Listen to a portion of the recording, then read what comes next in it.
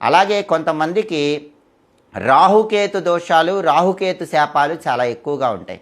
అలాంటి వాళ్ళందరూ నాగుల చవితి రోజు ఏం చేయాలంటే దేవాలయంలో ఉన్న జంట నాగుల విగ్రహాల దగ్గరకు వెళ్ళాలి. నవనాగ దేవతల అనుగ్రహం కలగాలంటే, కాలసర్పదోషాలు పోవాలంటే, నాగదోషాలు పోవాలంటే పుట్ట పూజ చేయాలి. ప్రత్యేకంగా రాహుకేతు దోషాలు రాశికి ఉంటూ ఉంటాయి. అలా రాహుకేతు దోషాలు మీ జన్మరాశిని బట్టి కానీ, నామరాశిని బట్టి కానీ ఉన్నవాళ్ళు మాత్రం దేవాలయంలో ఉన్న జంటనాగుల విగ్రహాల దగ్గరకు వెళ్ళండి. ఆ జంటనాగుల విగ్రహాలకు ఆవు పాలు పొయ్యండి. ఆ తర్వాత నీళ్లతో కడగండి. జంటనాగుల విగ్రహాల మీద పసుపు కుంకుమలు చల్లండి. పత్తి తీసుకొని ఆ పత్తికి కొద్దిగా కుంకుమ రాసి, పసుపు రాసి దాన్ని ఒక వస్త్రంలాగా భావించి ఆ పత్తితో చేసిన వస్త్రాన్ని జంటనాగుల విగ్రహాలకి అలంకరణలాగా పెట్టండి. ఆ జంటనాగుల విగ్రహాల దగ్గర మట్టి ప్రమిదలో నూనె పోసి ఒత్తులు వేసి దీపం వెలిగించండి. సువాసన కలిగిన పుష్పాలు జంటనాగుల విగ్రహాల దగ్గర ఉంచండి.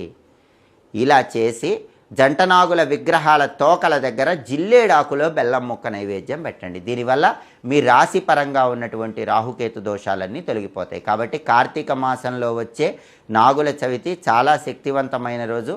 అక్టోబర్ 25వ తేదీ శనివారం వచ్చింది. ఆ రోజు దేవాలయంలో ఉన్నటువంటి పుట్టల దగ్గర ఈ విధి విధానం పాటించండి. అలాగే దేవాలయంలో ఉన్నటువంటి జంటనాగుల విగ్రహాల దగ్గర ఈ విధి విధానం పాటించండి. సంపూర్ణంగా కాలసర్పదోషాలు, నాగదోషాలు, సర్పశాపాలు, రాహుకేతు దోషాలు వీటన్నిటి నుంచి సులభంగా బయటపడి ఆర్థిక ఆరోగ్య కుటుంబ సమస్యలన్నీ అధిగమించండి.